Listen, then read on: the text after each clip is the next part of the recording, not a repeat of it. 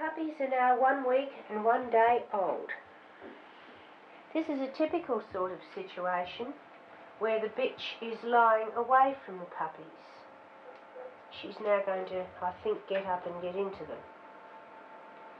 She spends now about 12 hours in 24 out of her puppies.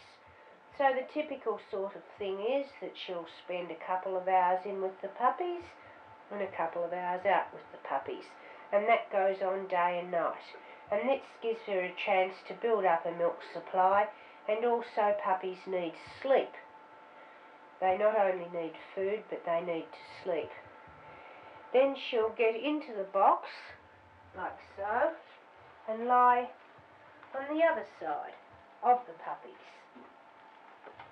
And as you can see, she's lying on her boobs, so that they don't all rush over to her and suck on her all at once. Now when the bitch first gets back into her puppies, having weighed them all, or having weighed them this morning anyway, it's quite a good idea to pick out maybe your smallest puppies and just pop them over with mum. That's my smallest puppy, and having made its way over to mum, I'm quite sure it'll find itself a teat. But in this way, you actually offset nature, and you give the smaller puppies a go, and the bigger puppies get in later, and that is how you keep a larger litter even. Also, the little puppies then get the mother in, as you can see. To keep the bed clean, and to keep it cleaner longer, you can actually pick the puppies up and wee them yourself. And I'll show you how. By the time they get to this age, this is a little boy puppy, see? By the time they get to this age, stimulation of tickling them just in behind here is usually enough to make them wee. There he goes. Good boy. And I often wee my puppies over the sink like that 2 or 3 times a day, and it does save the washing.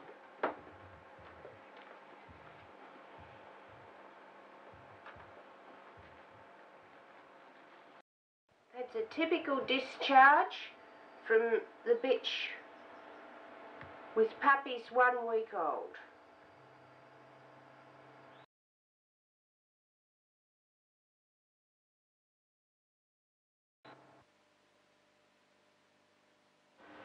There is still quite a red discharge that she is losing, and you'll note what the vet said when I was over on the day of that the puppies were whelped, that as long as the discharge is red like that and not showing any sign of greenness, you haven't got any worries.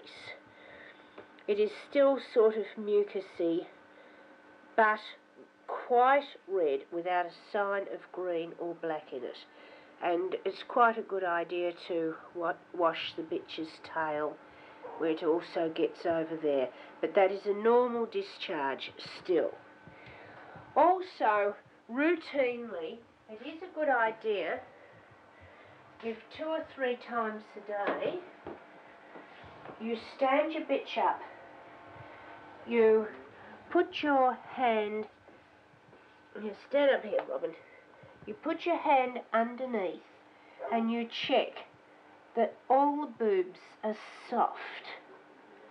Now, from here on until the puppies are weaned, it is preferable to check the boobs, because sometimes they'll lie on them and they'll get lumps in them, and then the boobs get hard, and then the puppies can't get the nipples in their mouths properly, and then the boobs even get harder. So if you every day just put your hand underneath and check each boob and just make sure there's no lumps on the hard tit. If the boobs are hard, then you can actually work the milk down with your fingers like so. Hot foments on a towel are also a good idea for getting hard lumps out of boobs. But if you're going to have any trouble with mastitis, which is an infection within the boob itself, you'll see it firstly by lumps and secondly by expressing a little bit of milk out and putting it on your fingers, and if the milk separates into globules like oil and water, or has any blackness or colour in it that isn't just milky like that, and your bitch seems to be at all distressed and running a temperature with it, take her to the vet and have it checked, because mastitis can be a problem in some breeds, especially if there's too much milk. So routinely, really, all the teats should be checked. These puppies are still having 1 bottle per day because there's 9 of them, and they were not gaining their 1.5 ounces per day that I like to see, which is typical for this particular breed. But even though they've been bottled, they'll still very happily go back onto the tit and have a nice little feed.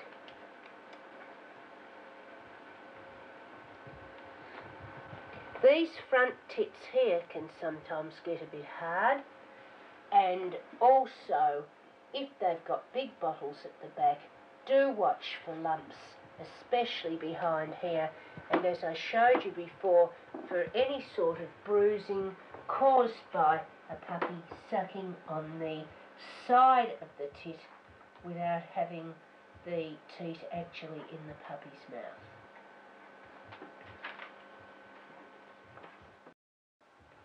And there we have a 1-week-old puppy, all nicely pear-shaped, the umbilical cord off, and quite relaxed in my hand. You're making little grunts, eh? Another thing which is very interesting is that although these puppies are 10 days old, they are still quite blind and quite deaf. Now, I'll do that again in another couple of days, and you'll see that the puppies will all sit up and look. The orifice of the ear is still closed.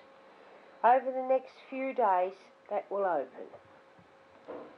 And the little eyes are still shut. And they'll gradually start to open within the next couple of days. Some breeds have their eyes open by 10 days. I find with Airedales it's more usually about 12, but it varies from breed to breed.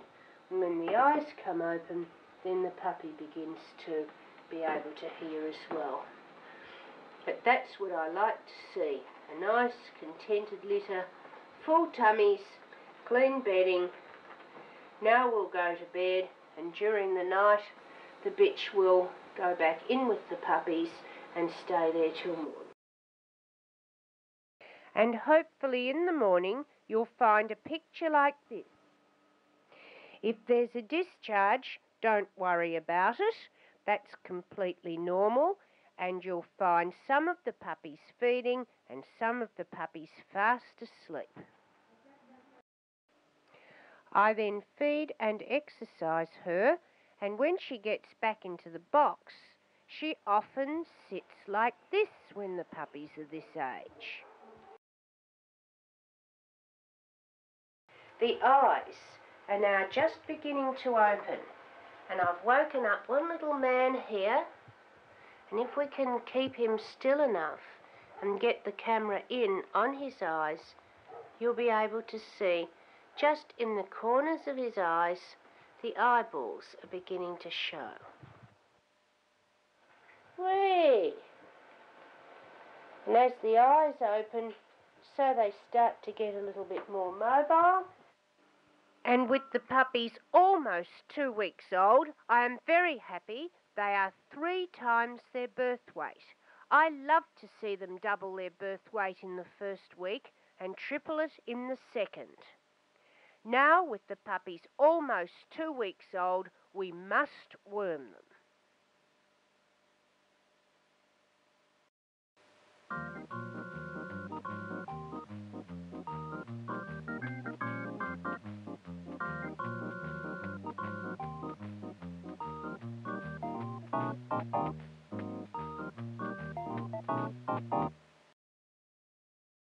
Now with the puppies at 2 weeks tomorrow, it is most important that they are wormed.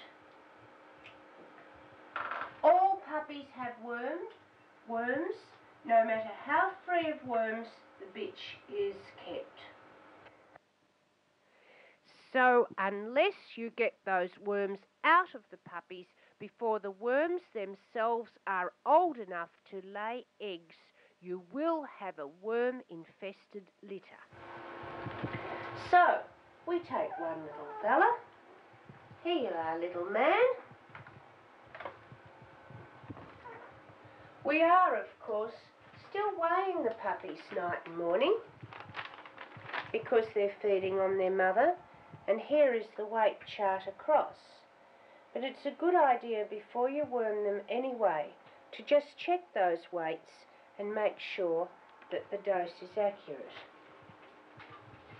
To worm the puppies, I have used Antiban, but any medication containing piperacillin is suitable.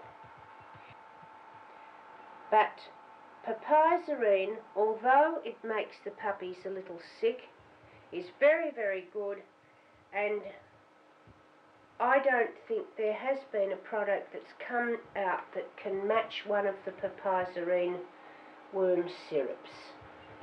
So, we pop puppy on the scales, we weigh him, 2 pound, 2 pound 8, no, not 12,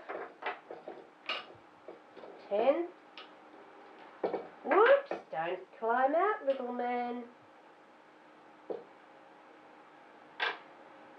2 pound, 10.5 ounces. The dosage, whoops, don't you fall out of there. The dosage rate is on the side of the packets of all of the worming syrups. Come here. This particular worm syrup comes with its own little graduated dropper.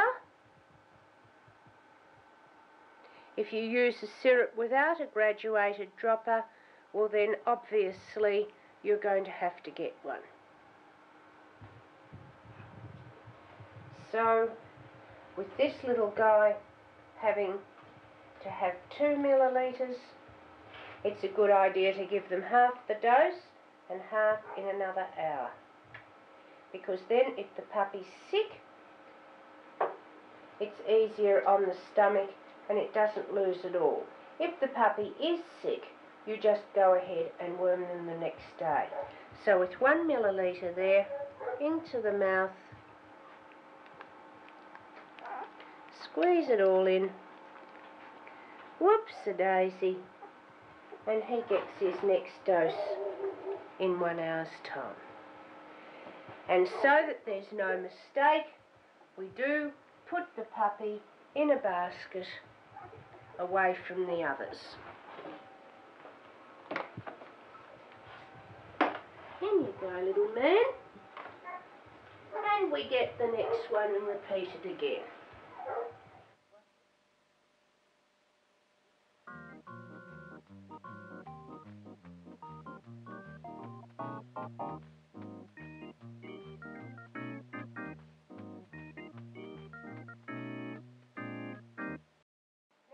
also giving the puppies their first feed of meat today.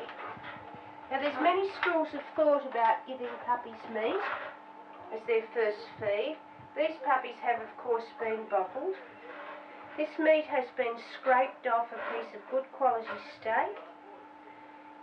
It's more an education feed than anything at this point of time.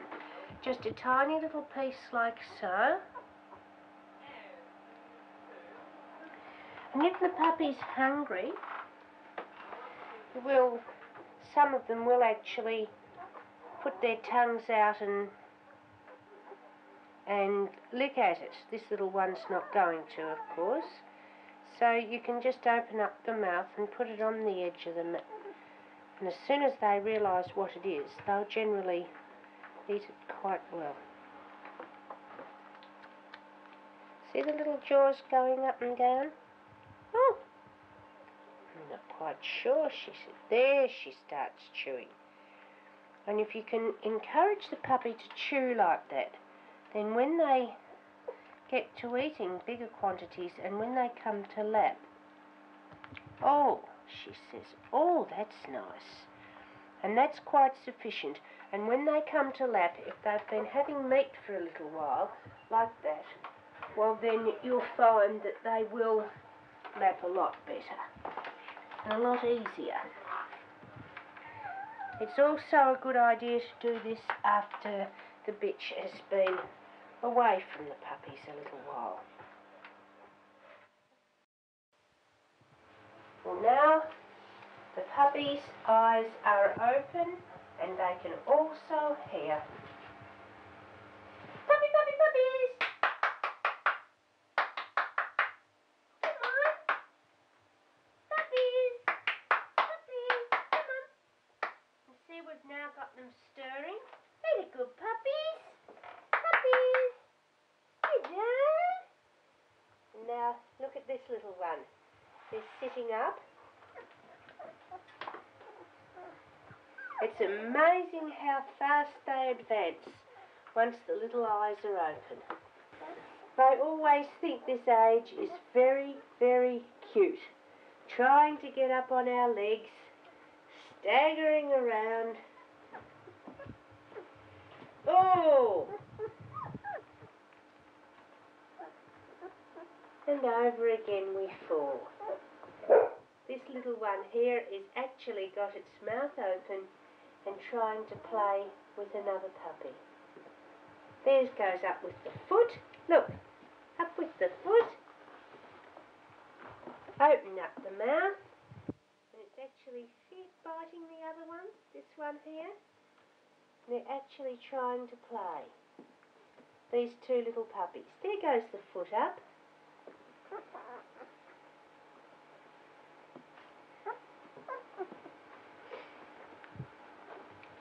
And once those eyes are open and the ears are open, the advancement of them is really amazing. But they don't last very long before they go back to sleep again. Now, a very important part of this particular age, the claws get just a little bit too long and too sharp for the poor old mum. So it's important to get yourself just an ordinary pair of scissors. In fact, these are the same scissors I cut the cords with. Little puppy, over on its back. Come on, little man, over we go. And those long bits of claw, we just simply take them off level with the pad. Now if you go too close, they'll bleed. So in fact all you're doing is taking half the length of the actual claw off. About half, just level with the pad across like that. And that will help the bitch too. And those claws are very sharp, and the claws against the bitch's teats can really damage them. And that is how far you take them off. I'll get another little fella. Come here. my scissors. Just take the claws off. See that? Just level with the pads. About half the claws. One, another one. Don't suck your foot, mate. And another one. And another one. If you take them too close, you'll get a drop of blood. So about half the length of the claws off, just so that they're level with the pads. And that makes it easier on Mum. But it really is a delightful age when they're just learning to get up on their feet. The puppy's eyes are open, and I think that it's time that they can have their first little bit of food from a bowl. But it's important to, very, very important to look after your bitch well at this point of time, because if she's going to go down with eclampsia or mastitis, this age is really and truly an age where she will. So, how do we look after our bitch? The first most important thing to do is to check the boobs.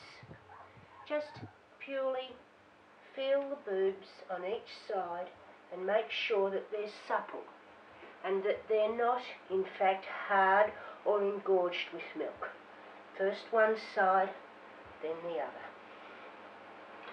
And if one of the boobs is hard or got lumps in it, get a puppy on that teat straight away, sucking strongly, and get the milk away. If she's coming down with mastitis, you'll find that the milk, instead of being a lovely white colour, is slightly yellowed or maybe with a little bit of blood in it, and the bitch herself will be running a temperature. If she's going to go down with eclampsia, she will pant a lot and shake and drag her back legs, and that is the time to call the vet. So it is most important to keep up the calcium with your bitch right until a week or two after the puppies are fully weaned. A bitch this size, I am giving her calcium gluconate tablets and calcium carbonate powder, plus milk to drink if she'll tolerate it, and some cheese perhaps. So, with her food, she's eating now almost 3 times what she normally eats in the non-pregnant state. Plenty of good food, plenty of good milk-producing food, protein, meat, and of course always have fresh water beside your bitch when she's lactating.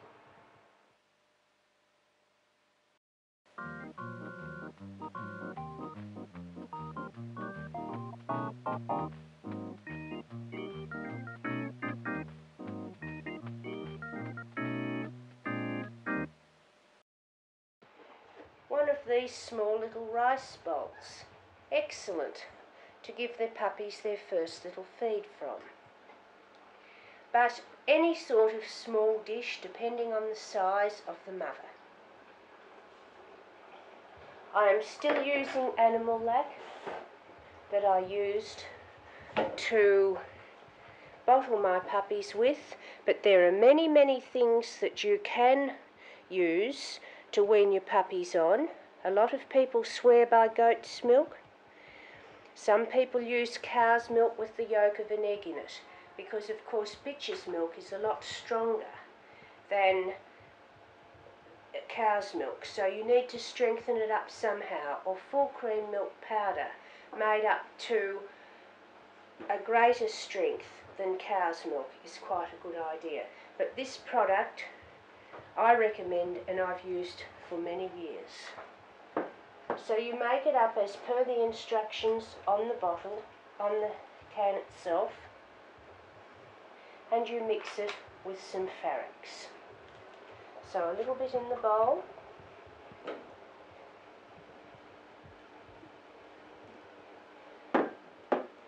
Put Pharax or one of the good baby cereals in it. I use Pharax because this has a little bit more calcium in it, than some of the baby cereals, but any of the soluble baby cereals are okay.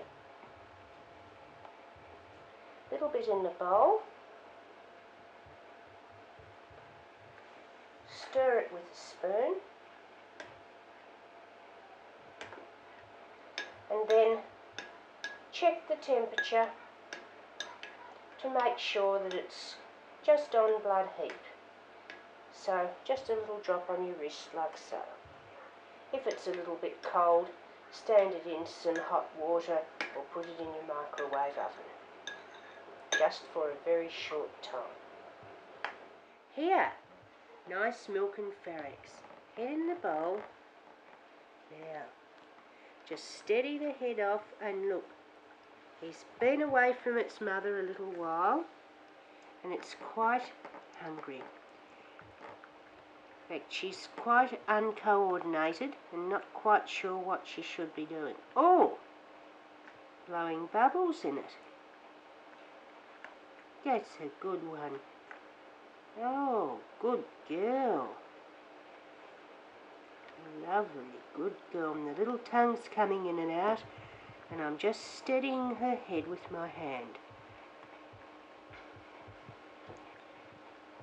Now it's much more satisfactory to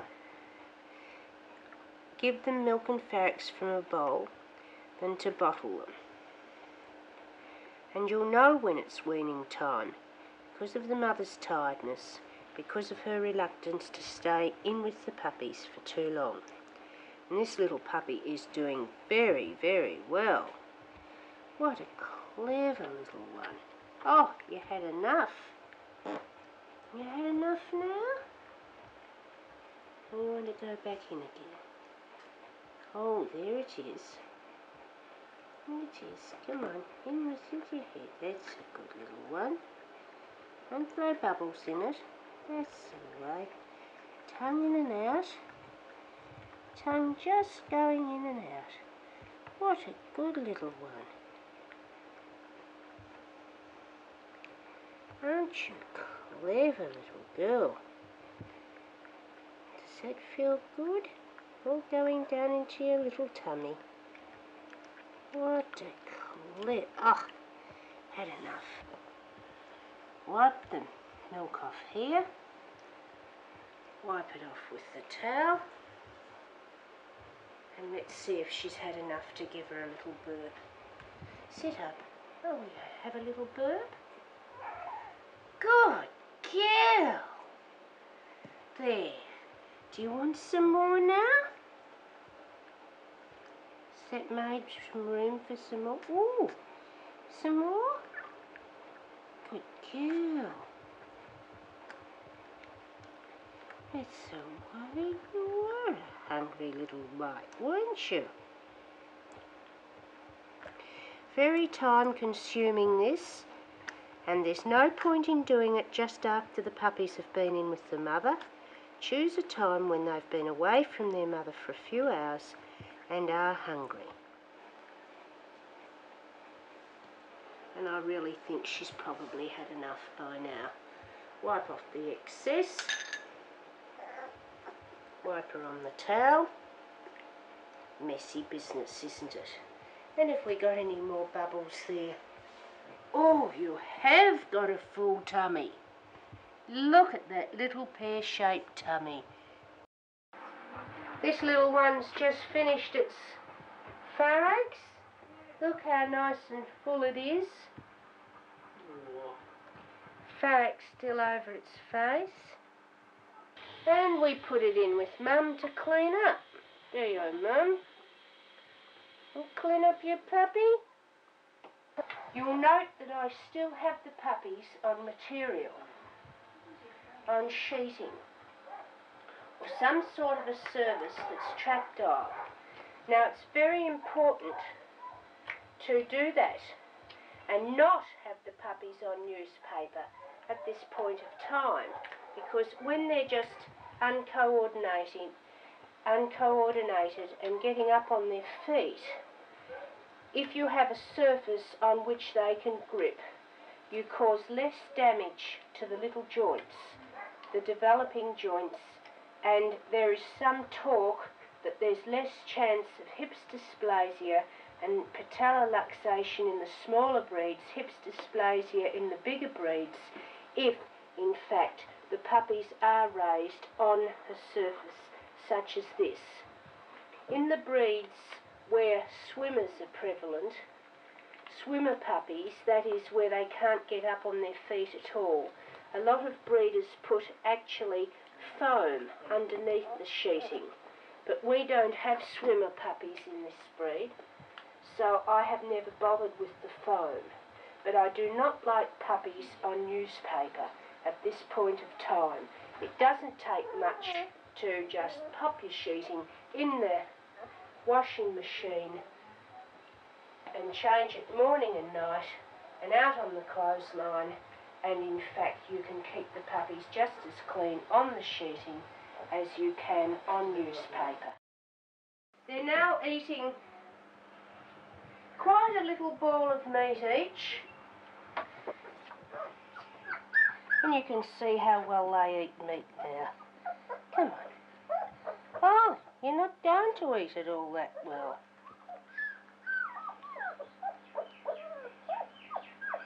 Come on. Some of the others were eating it better than you. That's a good boy. And see how well he's chewing it now? Come on. And it's important to get that little jaw going. Oh, good boy. That's the way. Nice. There we are. Oops, that's a bit ambitious. Oh, can't eat that much yet. Lumps in it, hey?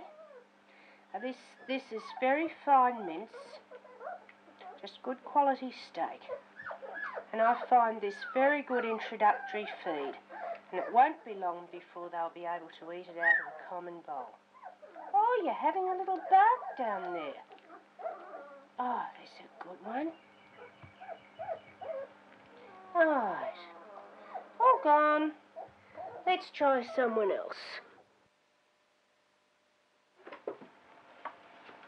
You can still smell it, can't you? Look at that. It's amazing once they've been introduced to meat how they will still go for it.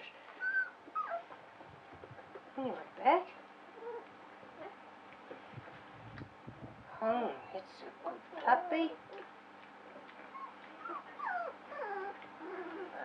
One playing down here, look. Put up there.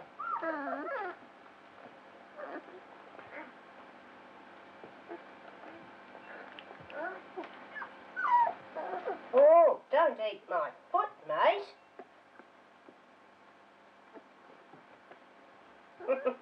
Amazing how they use their paws at just this age, and they won't be 3 weeks old till tomorrow.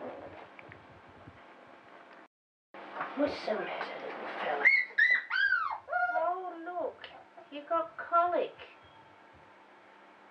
I think this little fella's overfilled himself, which isn't uncommon after worming. And he's just had a little bit too much to eat, and he's now got colic.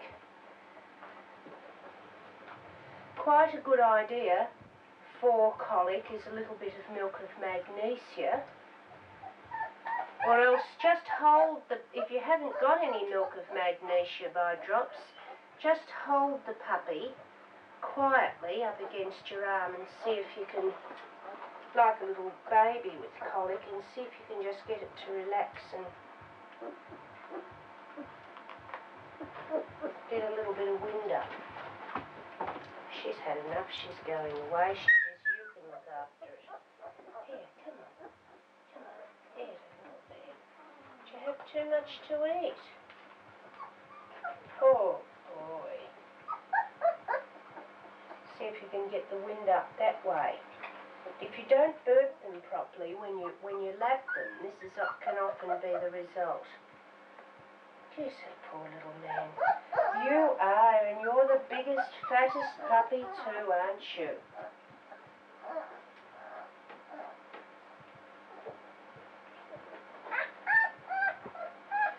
Poor little man.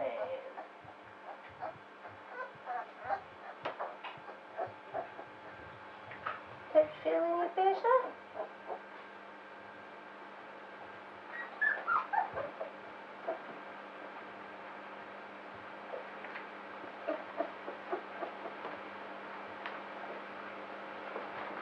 If the puppy's weight gains are all right, probably don't need to worry too much about colic.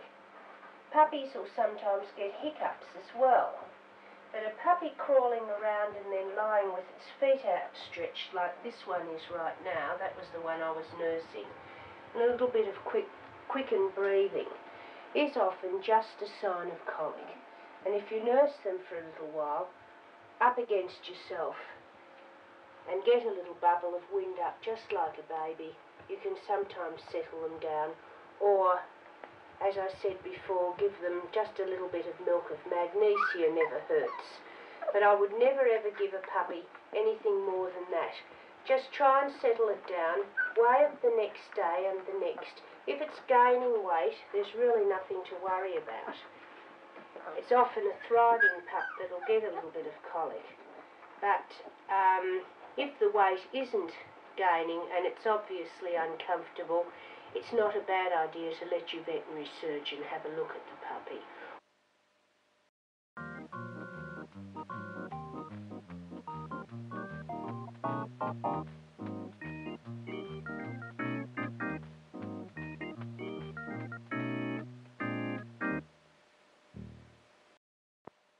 The puppies are now lapping really well. Come on, you're not going to prove me wrong. And we're still doing them individually. That's a good little one. Come on. I just said, there we go, look at that. Now what a difference between how I showed you last time. And it won't be long before they'll be able to stand up on their feet and coordinate their head and lapping and be able to stand around a bowl. It's fairly tedious at this stage, doing everybody one by one. But they're just not quite steady enough on their legs to do it by themselves. But certainly, there he goes, without me steadying his head at all.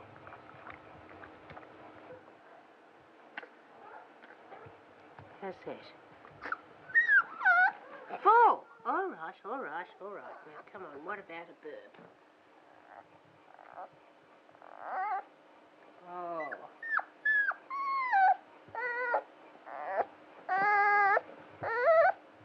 Oh, shh. If you've got a bellyache, you'll have to burp. Good boy. That feels better now, doesn't it? What a big burp. Okay, well, I'll wipe your face first and then Mum can clean you up. There, I think you're just about done. Now for the next puppy. I've now finished lapping all the puppies, and Robin is very happy to come in and clean them all up, as you can see.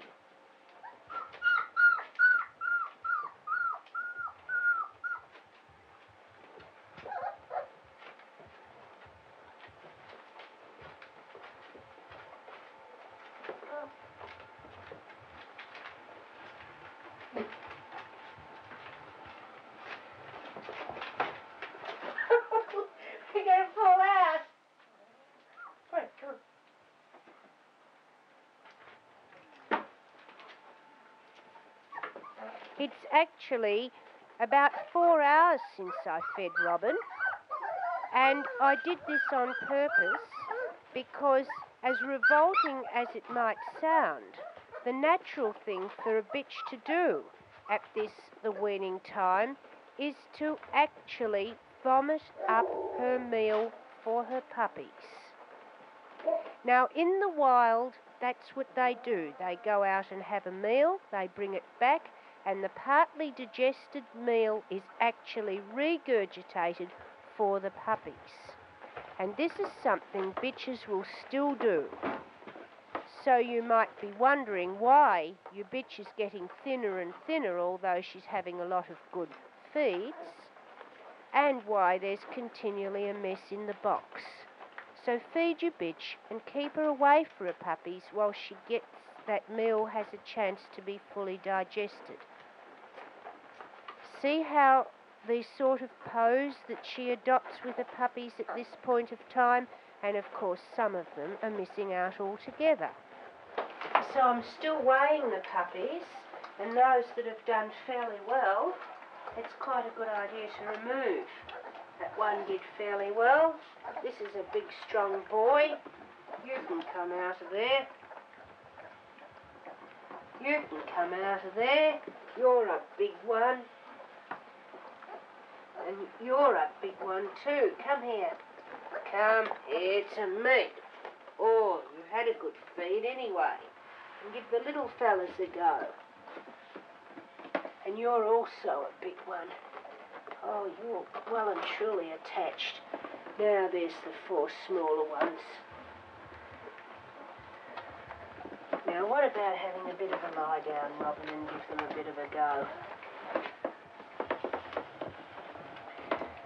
Just check the teats. A couple of them here are a little bit hard. There's one here that the puppies have missed altogether. And it's interesting, you have a look at her from the back, signs of drying up. One of those teats is distinctly bigger than the other one. This one, in fact, is drying up. And it's important to check them and make sure that they're all still nice and supple. Here, now you sit down and you feed them properly. That's a good girl. Come on, lie down. Where was that harder one?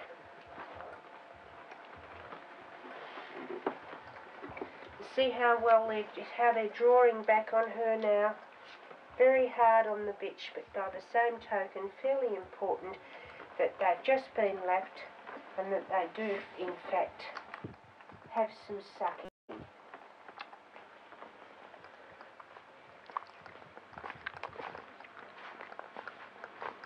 One of them sucking so hard there, it's actually sucking in the air. Come on there, little one.